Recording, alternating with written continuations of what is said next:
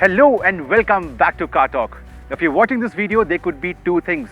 A, you are an enthusiast and that is why the Civic, or B, you are in the market for a brand new 15 to 20 lakh rupee car, a sedan or an SUV. Either which ways, thank you for tuning in. I am Bunny Punia, this is windy and super cool Bangalore, and of course this is the new, stunning, gorgeous, beautiful and sexy Honda Civic. Yes, the Civic brand name is coming back to India and the launch will happen on 7th of March. Now this is Honda's largest selling model internationally. It is sold in 150 countries. It is made in 10 different factories, and of course the Indian version will be a proper sedan, not a hatchback or a coupe. So all your questions about the Civic, how does it look, how does it drive, the features, the engines will be answered right here in this video. So guys, stay with me for the next few minutes.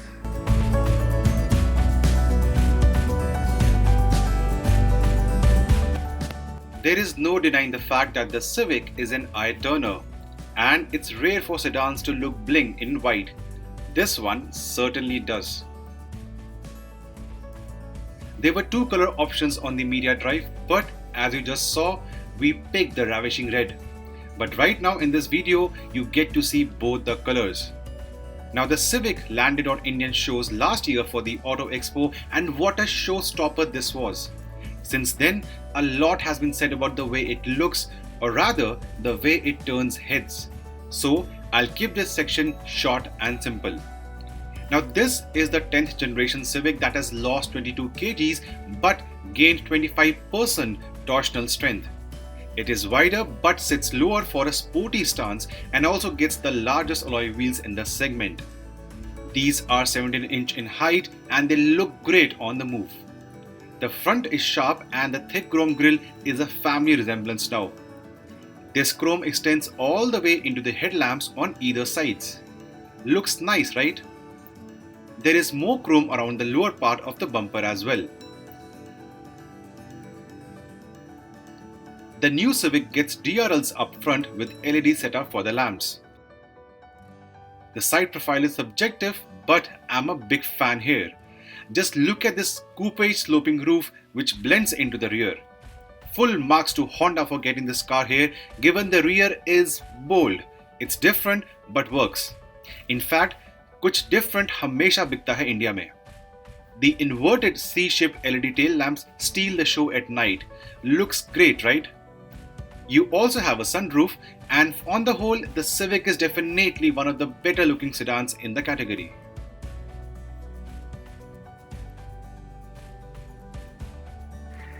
Now the cabin of the Civic has always been very modern and futuristic, and the new one, the 10th generation, is no different. Of course, the talking point is the LCD display over here, which looks a lot similar like the CR-V. Even the older Civic had a completely LCD display for your speedometer. The issue is getting inside the Civic because it's quite low is a tough task, so ingress is not very good. But once seated inside, it's a good place to be. Honda claims they have made the front seat slightly narrower to give you a more sense of space, but that doesn't mean that your comfort levels or the way the seat hugs you has gone down. You know I'm quite well built, but I'm feeling very comfortable. Up front, the seats are hugging me very well. There's ample under thigh support as well. The footwell area is very wide. I wear a UK 10 size shoe, and yet I have a proper space for my dead pedal. This is the diesel one we are in right now. Apart from the ingress issue, once you're seated inside, it's a nice place to be. The overall color combination is overly black with these lovely metal grey inserts over here in the top spec model only. Chrome inserts are available at places around your audio setup, in the horizontal space over here around the steering wheel. The quality of panels, be it this hard plastic or slightly softer one, is not the best around the segment, but definitely won't give you a reason to complain either. Now there are a few standard features in the new Civic. For example, there is no manual handbrake. You have an electronic setup, which means a lot of space over here gets freed up. So you have your cup holders, you have a very huge under armrest space as well. The electronic brake comes over here. You have a place to keep your phone, but your charging outlets are difficult to access. You can't even look at them when you're driving the car. There are two on this side, the HDMI and the fast charging. There is one on this side, so that's an issue. Of course, you can keep some stuff over here while it's being charged, but accessing that is very difficult. In terms of storage spaces, you can keep your mobile phone over here. You have your cup holders, and as I told you, a lot of space under the armrest. There is no slide. There is a slide function. Sorry, there is a slide function for the armrest as well. Your glove box is quite decent in terms of space, but shockingly, it is not cooled. For someone paying over 20 lakh rupees on road, no cool glove box is a big omission in my opinion. The audio setup is quite nice. Of course, it has your Android Auto, it has your Apple CarPlay, you have these lovely buttons for your climate control. They work very well, like a proper Germanish feel to them. You have a massive sunroof. It's not panoramic, but for a normal sunroof, it's quite big, so your cabin feels very airy on the inside. So overall, I would say, as you can see, it is spacious up front, lot of features also. If you want to see how good is the seat, legroom and headroom in terms of size, well, I have a powered seat over here, and if I take the seat all the way up like this, I stand 6 feet tall. You can see I'll start hitting the roof. So if you're a short driver, if you're even 5'2" or 5'3" or 5 feet, you can take it very well up. I'm actually almost out of the roof right now. In terms of the seat going low, if you are over 6 feet, you wear a turban, you can go really low like this and nothing will touch your head. The new Civic is wider, so there's more shoulder room on the inside, and surprisingly the seat goes all the way back. Just look at this. The amount of legroom on offer for front passengers is phenomenal. The door pads are very generous. They can hold a couple of small bottles and have enough space for your wallet as well. So up front, I'm very happy with the new Civic. Futuristic looking console over here. A lot of features, of course, no cool glove box. Good practical storage spaces. The seats are nice as well. One thing I forgot to add was that this LCD display, it's very well in terms of your information on offer. It will also show you, if you want, step-by-step navigation. So you don't have to take your eyes off this straight line visibility. No need to look at the display. You can just look at your LCD display over here and you can know the navigation inputs. So top marks up front, things at the back, let's check out. The second row of the Civic then. Well, for starters, the good points, this generation model is wider than the older Civic, so you have more shoulder room, and Honda also claims that this one offers you the best legroom in the segment, and I don't deny that.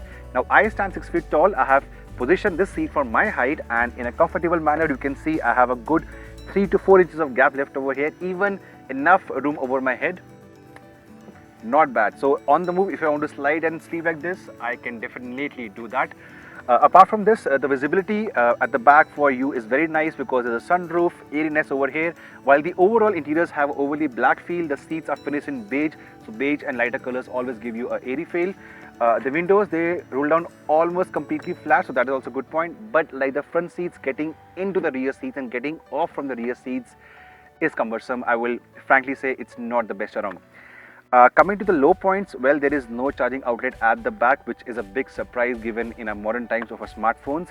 Also, the central tunnel is quite high, so for the third passenger sitting over here, this will intrude into the privacy. The third passenger will also not get any headrest over here, so this one is best again than for 4 adults. Some of the cheaper cars also offer you a sunshade, a manual sunshade. It is not in the Civic, and I think one rival also offers you adjustment for your audio from the rear armrest, which is missing in the Civic. So while it's a comfortable place to be, it's very spacious, there are a few features missing, and if I may add, the Altis, a rival to the Civic, also offers you reclining rear seats, which this one does not. The boot space, well, let's have a look. And finally, the boot space of the Civic. Now, a lot of people are criticizing the Civic for a small boot of 430 liters. Well, I agree. For example, the smaller and the less expensive City offers you 510 liters of boot space, but this one has only 430. But nevertheless, we did a challenge of sorts with the boot space, and I'll show you what all is in the boot right now. We have 2 large backpacks right here. We have a camera bag. We have a night stroller. We have a big handbag. We have one more shoulder bag. And we have a massive weekender for a couple, a big suitcase coming in right here. And yet there is more space for your chiller and for your shopping bag. Not bad, Honda, not bad.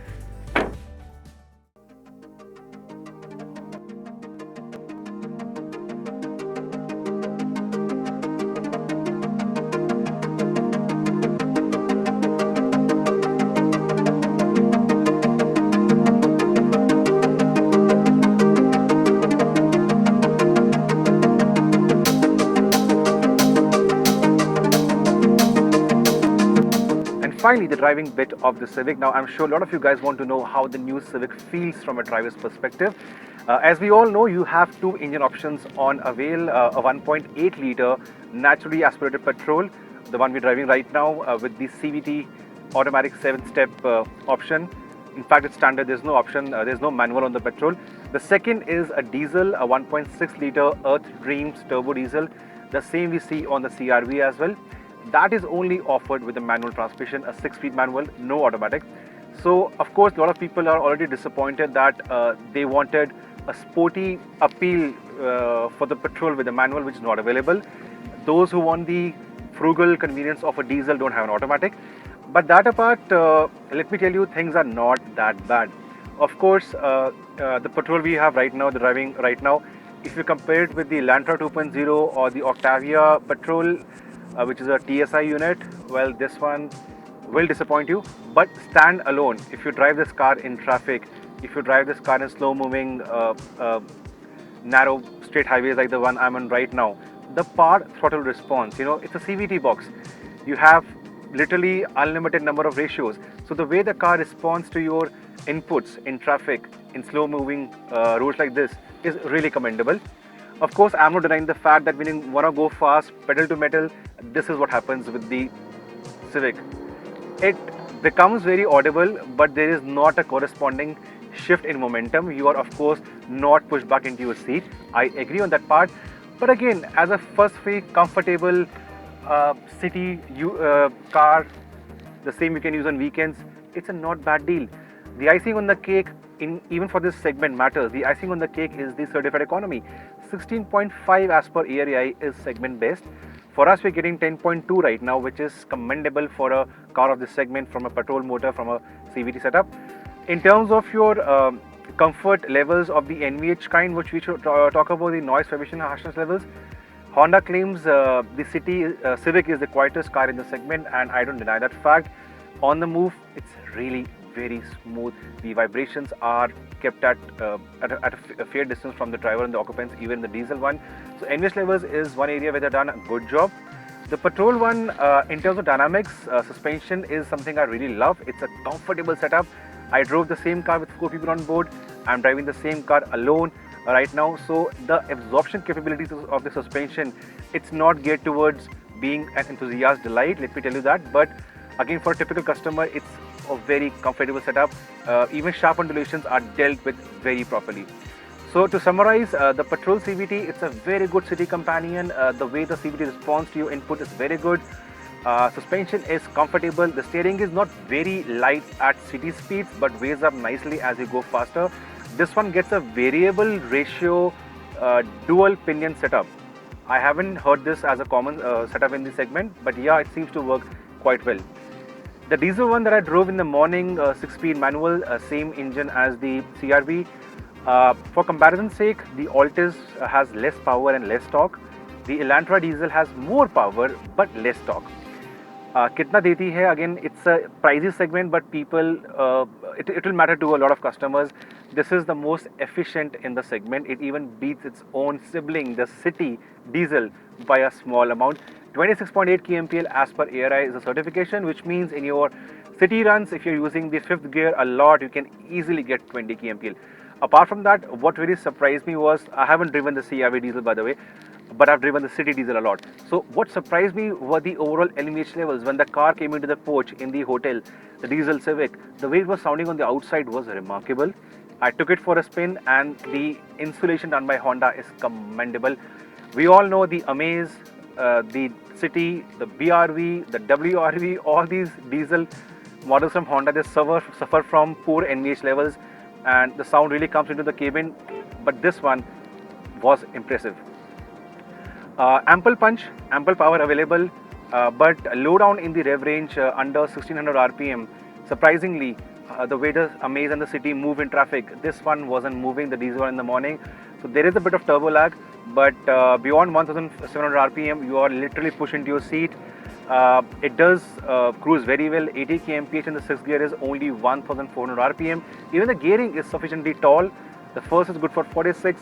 The second is good for 89. So yeah, the diesel Civic is really more impressive for me in terms of both the options, the petrol or the diesel. Diesel would be my pick.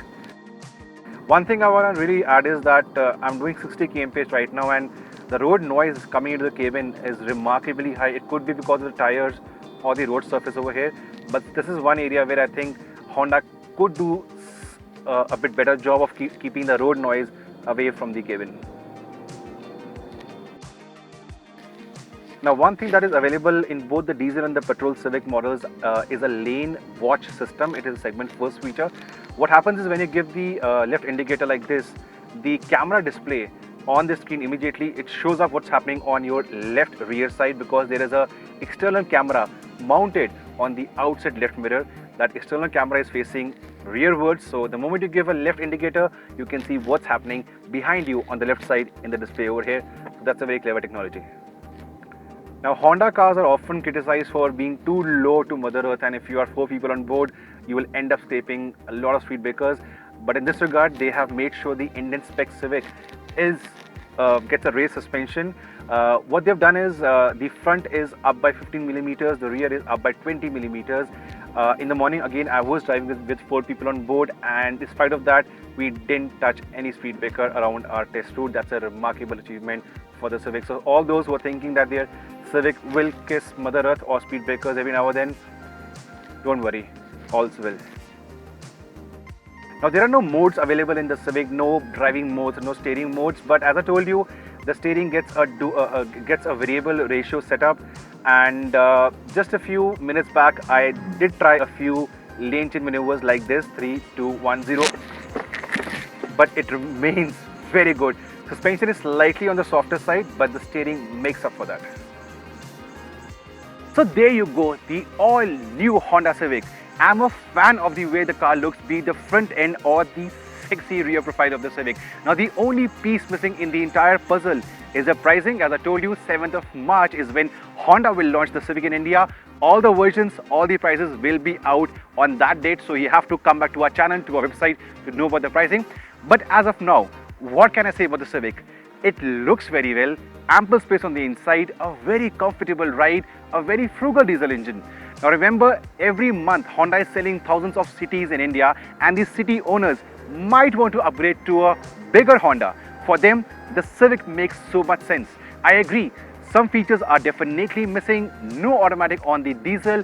The petrol CVT is not the best around for sporty enthusiasts. They will have to look at the Octavia, but overall, for most buyers, this one ticks all the right boxes.